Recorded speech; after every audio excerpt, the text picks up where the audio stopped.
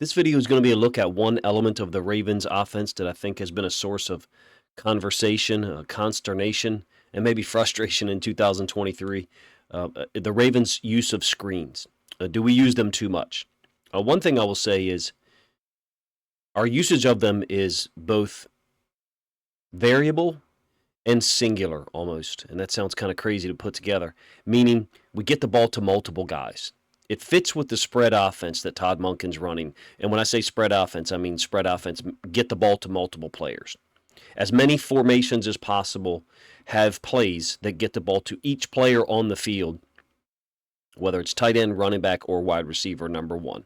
That's what I mean when I say variable. Now, when I say singular, generally we're running screens to our left, and generally we're running them from the negative 20 to about midfield, somewhere in there. Now, there's going to be, I think, two iterations of screens here that are past midfield, and they're two of the ones that gave us probably a lot of pause or anger or maybe even curse words uttered when we saw them called or utilized against the Chargers in Week 12. Let's just appreciate, however, that we are running them, or at least that's what I try to do. Prior to this year, our screen game was non-existent. And when I say non-existent, I mean maybe 5 a year.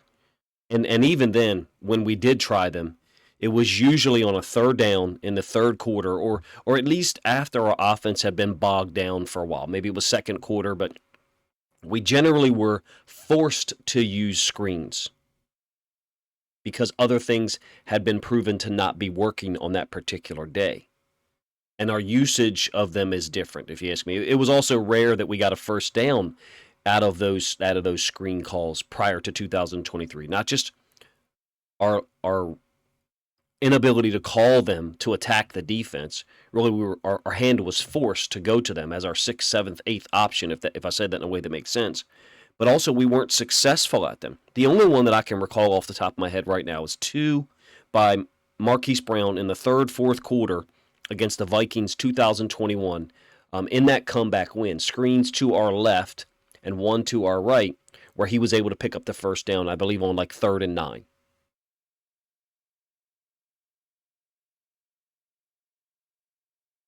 All right, so additionally, it's not just our ability to execute them, but our willingness. Two things: our willingness to put the time in to install multiple versions of screens, and the timing in which we call them, meaning when do we call them? It's vastly different now. I kind of referred to it a moment ago. Todd Monken seems to be calling screens when he wants to now. Now, there's a very frustrating play call we'll get to right here in the beginning about screens to give us all an opportunity to relive the frustration. But he's calling them not when he's being forced to do so, or not when other options have been removed from our play calls. Coming out of the Chargers game, this video topic might not play well because I think we ran 5 screens, in that game, and a 6th that was just basically a hitch to Zay Flowers, which is a quick pass with no lead blockers. It's been used as a 1st and 10 play call, a 2nd and 10 play call, or 2nd and long.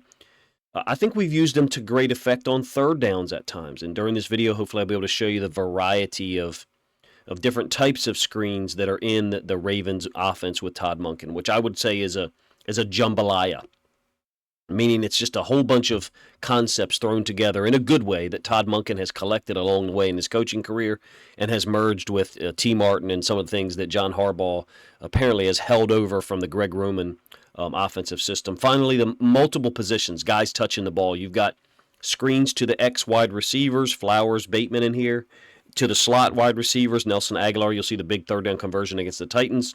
Tight end screens, Likely and Andrews. I think you'll see one each to them in here. And then Mitchell, Justice Hill, and yes, Kenyon Drake as well have been successful on screen plays. Let's get to the. My apologies. Let's get to the film here, and we'll look at the first one that I think is. Look, it is consistent with Monken's offensive philosophy that so many get the ball out quick. Get the ball to multiple guys in various locations on the field. The main thing I do love is it forces the defense to defend an area of the field. Now, as you see Asante Samuel nearly picking this ball off. This is not a great supporting play to use, but I'm doing it intentionally because it's the most recent iteration of screens. It's the 3rd and 1. a maddening situation where we really did get the first down, in my opinion, on the previous play, the big completion to Nelson Aguilar on a 2nd and 22.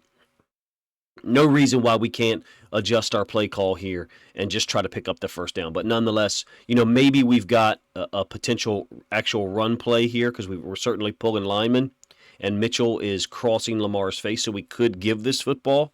Nonetheless, I would like to see us on 3rd and 1 remove this play call as a possibility. Todd Monken has explained it at this point. Thankfully, Gus powered through on the very next play, the 4th and 1, that attempted tackle by Kenneth Murray to get the first down. But nonetheless, we still had to punt. 2 plays later, we're going back to the screen. Flowers for a loss of 5. I call this a stretch screen, and we would always say, like, sideline, sideline, sideline. One of our highlight videos at the end of a season, you can actually hear me saying, like, during the play, sideline, sideline, sideline. I'm not saying this is Zay's fault, but, like, to me, this is one you throw, they're going to react to it because of the motion. And additionally, the reason why I say they're going to react to it is because you have a player following Zay in man coverage. And then when he returns, you either got to throw it as soon as possible or just take it to the sideline, get your 4 or 5, and get out of there. It's basically toss, if you ask me. It was a loss on the play, same possession. Like I said, we end up having to fumble. Do we want to run down the use of the screens there on those 2 plays? Sure. I was very frustrated by it, especially the 3rd and 1 call. Got no problem.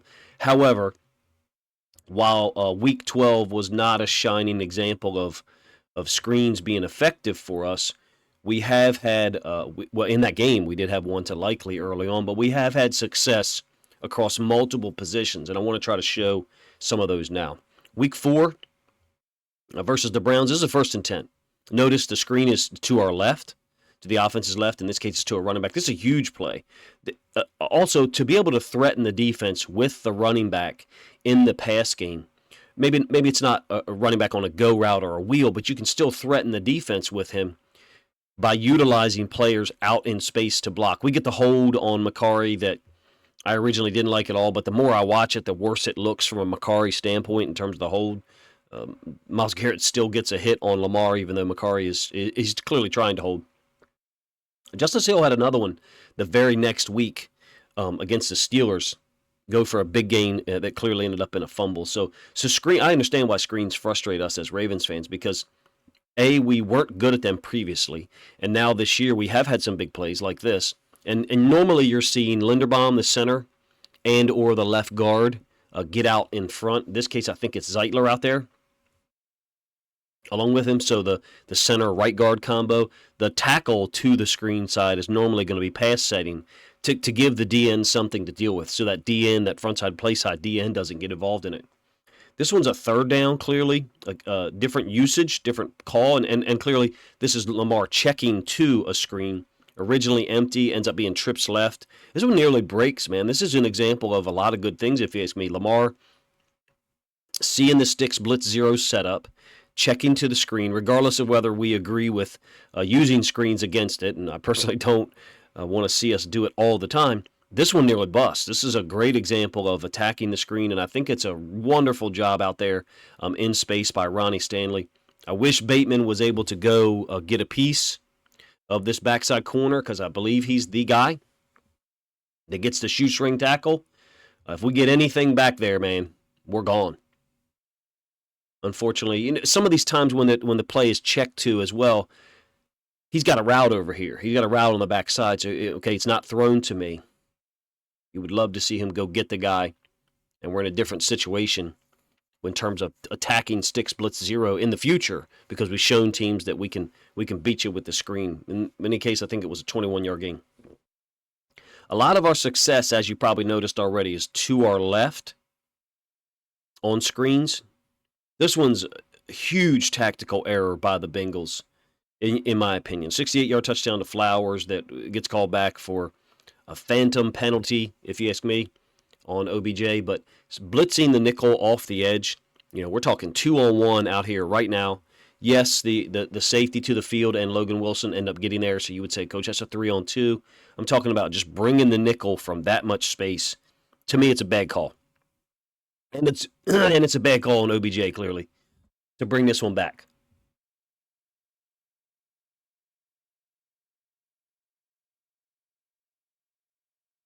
won't force you to watch that one again, but I'm trying to package these plays together in a way that illustrates to you when we're calling the plays in terms of our location on the field between the -20 and the 50 or midfield, and also where we're attacking to the left generally. So Keaton Mitchell, who was the lead blocker, or ended up being the lead blocker on that touchdown that got called back for Zay Flowers against the Bengals. Unbelievable throwback screen. This is just wing T concept, if you ask me. This is just waggle throwback screen, but other people's experience and background is different with terminology. This play's been around for 70 years. So Lamar faking the boot. You have wide receiver from one side running out in the flats. That's really just the fullback out of the wing T, if you ask me. Then you have the backside route. It's taking advantage of the Browns' man defense. Lamar booting off of it. And the defender who's on the inside, assigned to the running back, I think is J.O.K. He gets kind of caught up in the trash. Huge block by John Simpson. I don't know if you guys noticed it during the game. Number 5, I think Walker, linebacker. This is the type of play that, like, when I see it now, I expect them to call a penalty just because it's an actual football hit. But in any case, a great play call. This one, Mitchell nearly takes to the house. Linderbaum and Simpson gets out there in front. Huge block. We'll give you the end zone angle so you can see it one more time. So we've been effective at times screening to the running back, screening to Zay Flowers, screening to Aguilar. Coming out of week 12, it's totally understandable if you are like, hey, man, we run screens too much, coach.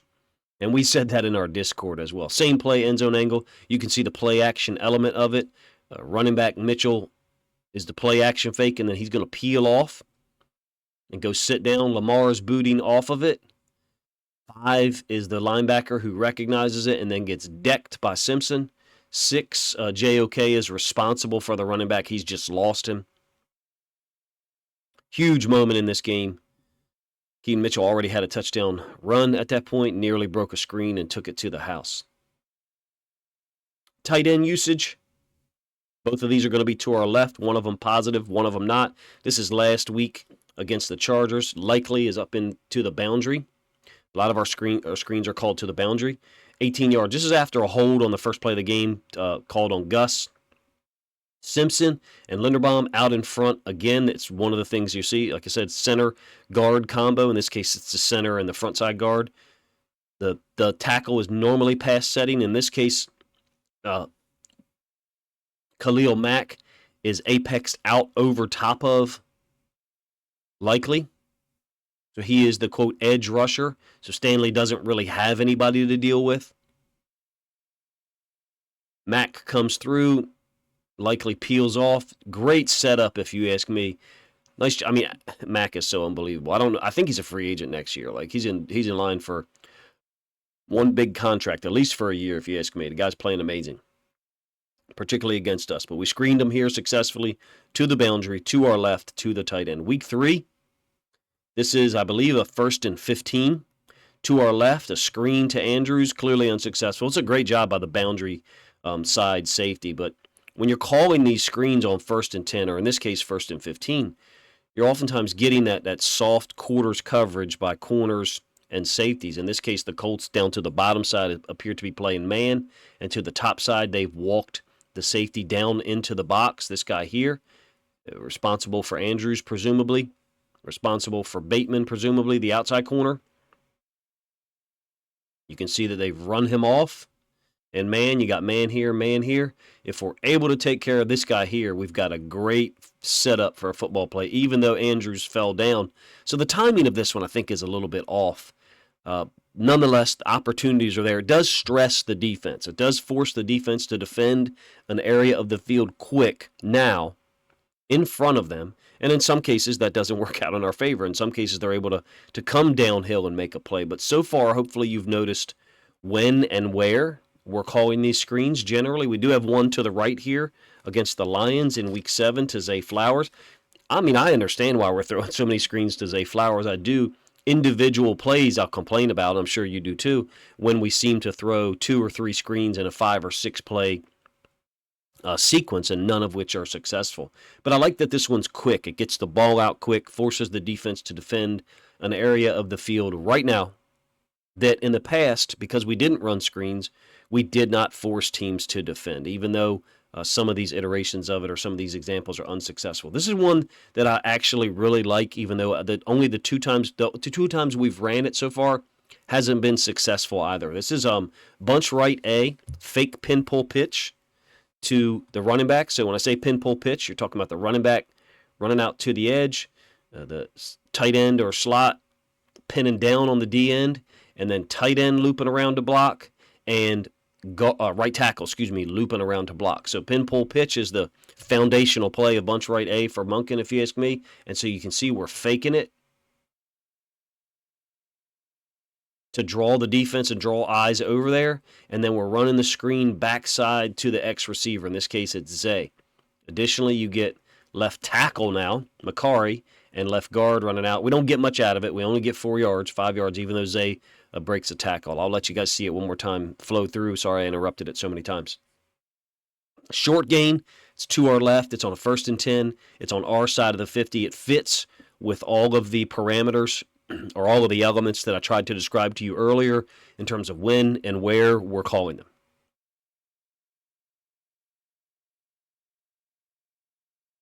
Similar concept here, except it's trips, but we're faking the pin pull pitch to Keaton Mitchell. You can see the fake pitch by Lamar. Not pulling anybody. Backside to Bateman. Timing-wise, this one doesn't work out. I'm not sure why. Maybe Bateman comes back too far. I'm not sure, but even if he comes back too far, then it's not going to work out if he's a little bit shorter on this, because Simpson doesn't get there. I think Simpson takes a little bit of a bad angle initially, and then again, I think that's Khalil Mack. Incredibly athletic as an edge defender. Redirecting after the toss. He's in between the hash and then comes back to be the first guy to make the tackle. He's ridiculous. He's having an unbelievable year, and he showed it against us. I do like this play concept. I like that it's in the playbook. Also notice where we're calling it, still on our side. Midfield still calling it to our left, and it is on a 1st and 10. Look, we've had a lot of unsuccessful screens. Not going to try to paint it as all of them are good or most of them are good. This is Keaton Mitchell, week 9 against the Seahawks. Tackle for loss, I believe, by Brooks. Notice where it is. It's to our left. We're on our side of the 50. Actually, we're just past the 50. So I think there's 3 that are just past the 50 here, if you want to call this the positive 49. I like that we're using them to get the ball to multiple guys. We seem to be using them to take advantage of certain coverages that we think we're getting at particular times. Now, how Monken knows the coverages, clearly I don't know. That's why those guys get paid the big bucks. Kenyon Drake, yes, that Kenyon Drake, 2 successful screens in week 3 against the Colts. Unfortunately, he obviously fumbles the second one. He was pretty good on screens, I thought, prior to coming to Baltimore. I remember doing a video on him when he signed with the Ravens in 2022 and seeing like 3 really nicely done screens. But where's this one? To our left. Additionally, we're running people off at the receiver level. This one's close, if you ask me, to being there in terms of a big play. This guy 32 comes off of covering likely and is able to get involved. Inside linebacker also pursues. I think it's 44.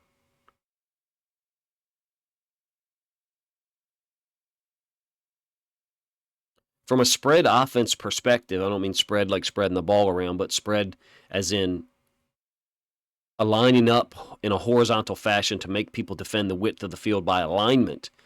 The screens have to be utilized, if you ask me. You have to use them because you have so much space there. Some people say, well, it's just an extension of the run game. I mean, I don't care, man. Like, screens have been around forever. When I was in high school, our high school ran, 6, 8, 10 screens a game and forced you to, it was a run and shoot concept back then. They forced you to defend it. Last one for Kenyon Drake, forcing you to defend every player on the field, forcing you to defend areas of the field that perhaps you don't want to defend by alignment. This is a little underneath screen. It's interesting.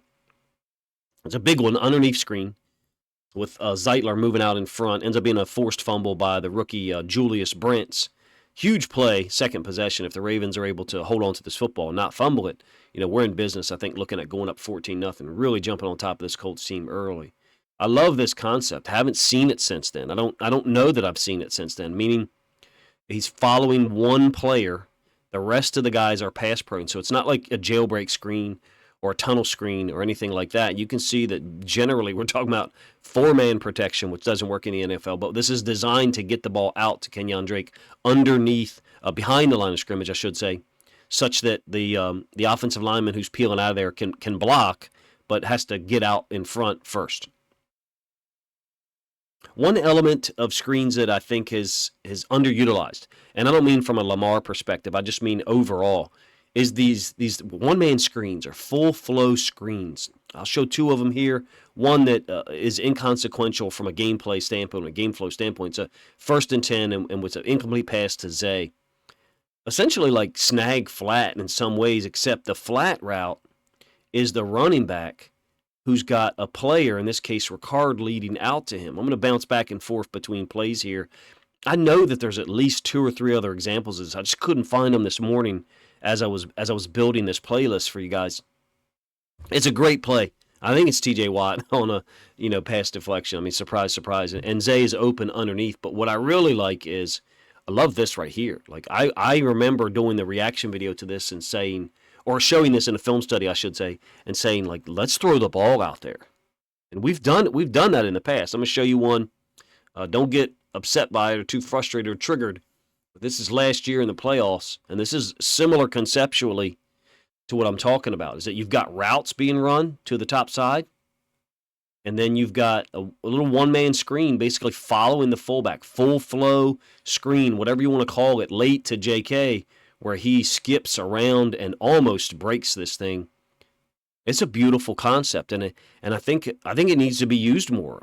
You got so many route combinations, so many concepts. This one is I would say simple from the standpoint of read the coverage downfield, whatever's happening. I would say that maybe we should run a deeper route here to try to pull one of those guys out of there, and then just let Ricard go do what he does and let the running back read what he does. I would say it's really just like toss, but a delayed toss. I love it. I'd like to see us use it more. If you can remember ones like this or the previous one I showed you against the Steelers, I could not. This morning I searched. Most of the plays I save in my computer have tags on them for play concept. It'll be like Ravens offense, week 12, third possession, screen. And I try to do like one word so that way I can search on my computer and find it later. I could not find this one, and I suspect I couldn't find it because the play concept I probably tagged, snag seam. Now I said this was snag flat. You're not really getting. We would often run smash with the flat route and then a snag smash. I probably tagged it as such like that and couldn't find it this morning. Nonetheless, these are one of the ones I think are underutilized, even though that's probably a difficult statement for certain people to hear who think that we throw screens too much. And there certainly have been times like week 12 where they weren't successful very often, and nonetheless we kept calling them. Kind of a wayward look at our screen concepts. I tried to package them in a way that you guys could see when and where we call them, why Monken calls them, to force the defense to defend every player, to force the opposing team to defend areas of the field that in previous seasons we didn't force them to defend immediately. A lot of the softer split field coverages that present the same shell look to the quarterback and then shift to different coverages post-snap, they give multiple teams problems. It's what we do to Joe Burrow at times. It's what other teams do to Lamar. It's the coup de jour, I guess, across the NFL and college football. Split field coverages that force quarterbacks to process things post-snap that are somewhat different from the way quarterbacks process coverage 15, 20 years ago when you didn't see those match quarters, split field coverages as much. And the screens force those guys to come downhill now. And you could say, well, that's what they want. They want you to throw it in front. I agree. That is what they want defensively. They want you to get it and throw it in front so they can all converge at angles. It's our job to build concepts that put them in conflict and then screen them enough to force them to tackle in space. I love that we're using screens. I do enjoy Todd Monken's usage of it. Am I understanding all of it such to the point that I would be conversant in a room with someone like him? Of course not. His usage of it and his understanding of why they're doing it is far beyond anything that I can present. This was the best I could do at trying to package things together in a way that showed you the flow, the when, the where, and maybe at least hinted at the why the Ravens are using screens so much. Appreciate you guys' time.